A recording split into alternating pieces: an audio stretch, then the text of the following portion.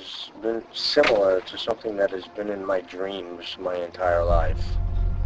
I could not separate reality from what was going on there. There came a point where it was like this family nightmare come true, and I could not it was almost like being awake in your own dream. We're here with the director of My Amityville Horror, Eric Walter. Now, I'll start with just a super basic question. How did you start out in filmmaking? Well, that's there's a long answer to that question, but I'll give you the short one. I've always been very interested in filmmaking and in the paranormal, the supernatural, the unsolved, the unexplained, all of those combination of elements. And I've kind of used filmmaking to explore those on my own, and I think that's why it's driven me to explore documentary filmmaking, and that's what I plan on pursuing in the future, even after Amityville project. So, it's been an innate interest in those things that have kind of driven to be the platform to explore them myself, but also to share it with everybody else. And again, it's never about the dream, it's about the emotions inflicted. I know that the spirit of some other thing passed right through me. With Amityville, it wasn't something that I necessarily was attracted to the horror aspect of it. I was very interested in the personalities that surround this story and how they intermingle with each other, and I think that's something that definitely our film is a strong point of our film. You're talking to Danny, Yes. Daniel's bodyguard. That's what I keep thinking, that you have worked so hard to be yourself. Do you feel like you have or you haven't? I'm ready to.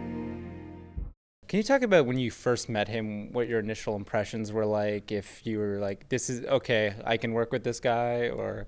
I don't know if that was my first reaction, if I could work with this guy, because while respectfully, I am grateful that he was able to come forward and be so open with us and with me on the making of the film.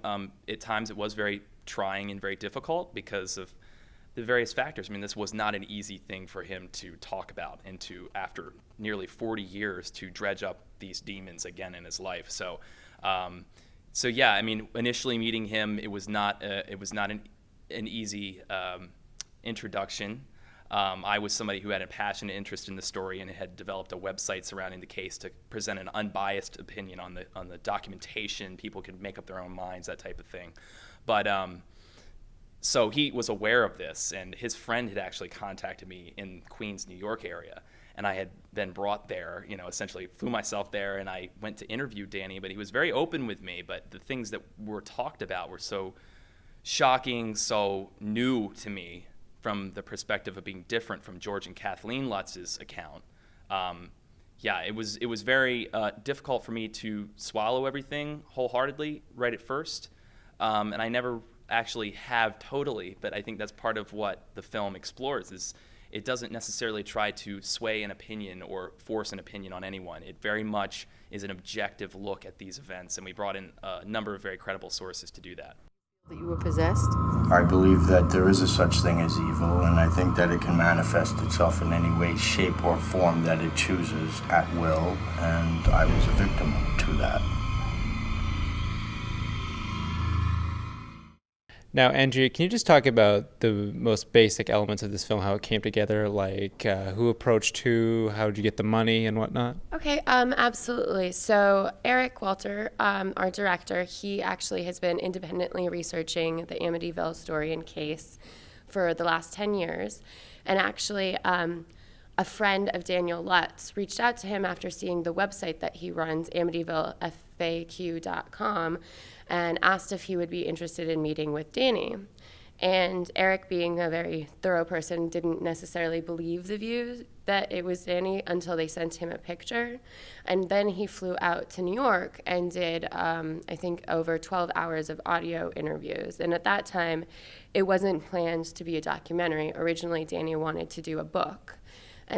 But Eric's a filmmaker, and he saw in Danny's personality and intensity the opportunity to do an awesome documentary. And is it easier to get kind of funding for a film like this that sort of has a well-known brand behind it or a franchise?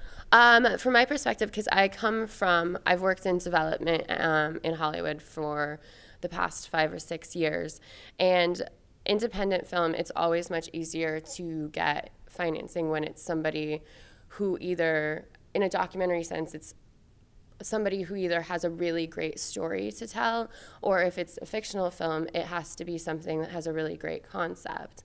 The sad thing being that it's very risky now to make films because you can get so much entertainment for free.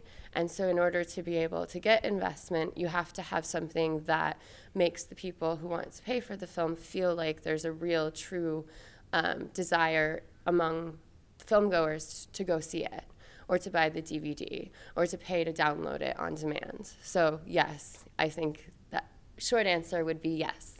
I've been running away from it, and it finally caught up to me.